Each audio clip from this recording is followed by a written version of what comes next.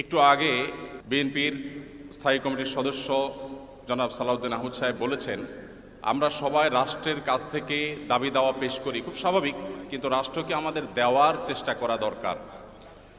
তার সাথে পরিপূর্ণভাবে সহমত পোষণ করে একটি কথা আমি বলতে চাই, সেটা হলো এদেশের 3 লক্ষ মসজিদের কমপক্ষে 6 লক্ষ ইমাম মুয়াজ্জিন রাষ্ট্রকে দেওয়ার জন্য প্রতিনিয়ত চেষ্টা করেন এবং দিয়ে যাচ্ছেন। দুর্ভাগ্যজনক বাস্তবতা, স্বাধীনতার 50 বছর পরেও ইমাম মুয়াজ্জিন এবং আলেম ওলামাদের কোনো অবদানের স্বীকৃতিটুকু রাষ্ট্র কখনো দিতে পারে নাই।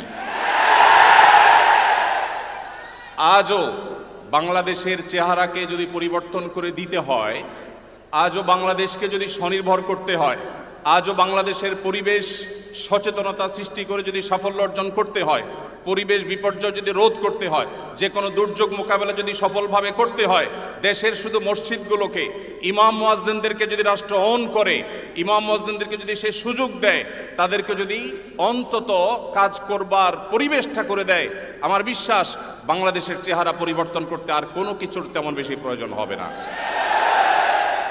3 লক্ষ মসজিদ, সরকারি হিসেব মতো কমপক্ষে 3 লক্ষ মসজিদ, আরো বহু আগে বলা হয়েছে, সেটা এখন 3 লক্ষের অনেক বেশি চলে গেছে স্বাভাবিকভাবে। 3 লক্ষ মসজিদে প্রতি জুমার দিনে 12:30 থেকে 1:30 পর্যন্ত এই সময়ের মধ্যে গড়ে যদি 100 মানুষ একটা মসজিদে জুমার নামাজে খতিব সাহেবের খুতবা শোনার জন্য আসেন, তাহলে 3 কোটি মানুষ হয়। বাংলাদেশের সমস্ত টিভি চ্যানেল, সমস্ত মিডিয়া একযোগে সবচেয়ে পিক টাইমে এত বেশি দর্শক কখনো পায় বলে আমি মনে করি না। এবং সারা সপ্তাহের সবচাইতে মূল্যবান সময় বৃহস্পতিবার রাতে, শুক্রবার অফিস নেই, স্কুল কলেজ নেই, মাদ্রাসা নেই, সবাই ফ্রেশ একটা ঘুম দিয়ে, সপ্তাহের সবচাইতে ভালো গোসলটা দিয়ে, সবচেয়ে ভালো নাস্তাটা করে, সবচেয়ে সুন্দর পোশাকটা পরে, সবচেয়ে ভালো আতর পারফিউম ব্যবহার করে, সবচেয়ে মূল্যবান সময়টা খতিব সাহেবদের সামনে গিয়ে দোজানো হয়ে বসে। পৃথিবীর অন্য কোনো কৃষ্টি, কালচার, কোনো সিস্টেমে একসাথে একটা দেশের 3 কোটি মানুষকে অ্যাড্রেস করার এই সুযোগ ইমাম সাহেব, খতিব সাহেবরা ছাড়ার কারোর হাতে নেই। ইমাম সাহেবরা যদি চান, তাদেরকে যদি রাষ্ট্র আসলে সুযোগ দেয়, তাহলে সেক্ষেত্রে তারা অনেক কিছু করতে পারেন। ইতিমধ্যে আমরা দেখেছি, রোহিঙ্গা শরণার্থীরা যখন আমাদের দেশে আশ্রয় নিয়েছে, সবার আগে ঝাঁপিয়ে পড়েছেন এদেশে ওলামা একরাম। প্রতিটা দুর্যোগে ওলামা একরাম যে ঝাঁপিয়ে পড়েন, সেটা নিঃস্বার্থভাবে হয়, স্বার্থহীনভাবে হয়। আমার উদাত্ত আহ্বান যে আগামীর বাংলাদেশে এদেশের মসজিদগুলোকে, আলেম ওলামাদেরকে যেন রাষ্ট্র অন করে, তাদেরকে কাজের সুযোগ দেওয়া হয়। কোনো বেতন ভাতার সুবিধা দেওয়া, এটা আসলে দয়া দাক্ষিণ্যের বিষয় নয়। এদেশে আইন শৃঙ্খলা যতটুকু নিয়ন্ত্রণে আছে, এর জন্য আইন শৃঙ্খলা রক্ষাকারী বাহিনী, সংশ্লিষ্ট বিভিন্ন ডিপার্টমেন্টের যেমন অবদান আছে, আমি মনে করি মসজিদের মেম্বারগুলো, মাহফিলের মঞ্চগুলোর অবদান তার চাইতে কোনো ক্রমে কম নয়। এদেশ থেকে যৌতুককে যে জাদুঘরে পৌঁছে দেওয়া হয়েছে, কারা জাদুঘরে যৌতুককে পৌঁছে দিয়েছে? এদেশে যৌতুকের অভিশাপ থেকে মুক্ত করার সবচেয়ে বড় ক্রেডিট একমাত্র ওলামা একরামের। এখনো কোন মসজিদের মিম্বর থেকে, কোনো মাহফিলের মঞ্চ থেকে মানুষকে চুরি করতে, দুর্নীতি করতে, ডাকাতি করতে, মাদকাসক্ত হতে, কোনো খারাপ কাজের প্রতি আহ্বান করা হয় না। এই সমস্ত মঞ্চগুলো থেকে বহু মানুষ খারাপ পথ থেকে ফিরে আসে। আমরা যদি একটা সৎ, দক্ষ এবং ভালো নাগরিক গড়ে তুলতে চাই, তাহলে সেক্ষেত্রে মসজিদগুলোকে আমাদের অন করতে হবে। আমি বিশ্বাস করি আগামীর বাংলাদেশে সেটি হবে, আমরা সবাই সেটি প্রত্যাশাও করি। আমরা মসজিদ কেন্দ্রিক যে সমস্ত ব্যবস্থাপনা করা যায়, পরিবেশ সুরক্ষা, পরিচ্ছন্নতা অভিযান, দারিদ্র্য বিমোচন, স্কিল ডেভেলপমেন্টমূলক বহুমুখী কার্যক্রম আমরা সম্পন্ন করতে পারি। আমি সালাউদ্দিন ভাইয়ের সাথে পরিপূর্ণ একমত।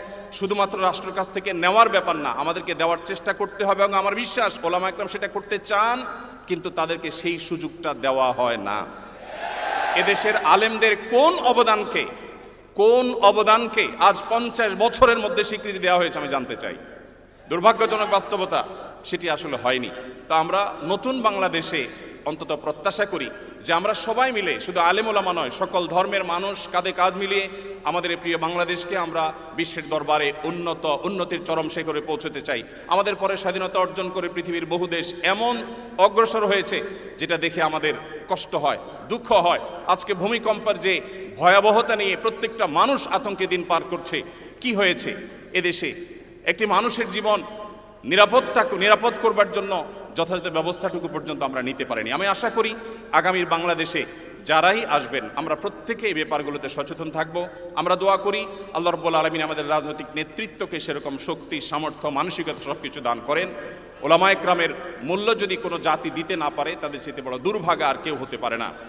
আমি প্রায় সময় বলি, এই দেশকে যদি নিরলসভাবে, নিঃস্বার্থভাবে কোনো মানুষ ভালোবাসে, ওলামা একরাম হলেন সেই মানুষগুলো। অনেকে আছেন যাদেরকে হয়তো পার্শ্ববর্তী দেশ গ্রহণ করবে, অনেকে হয়তো আমেরিকা গ্রহণ করবে।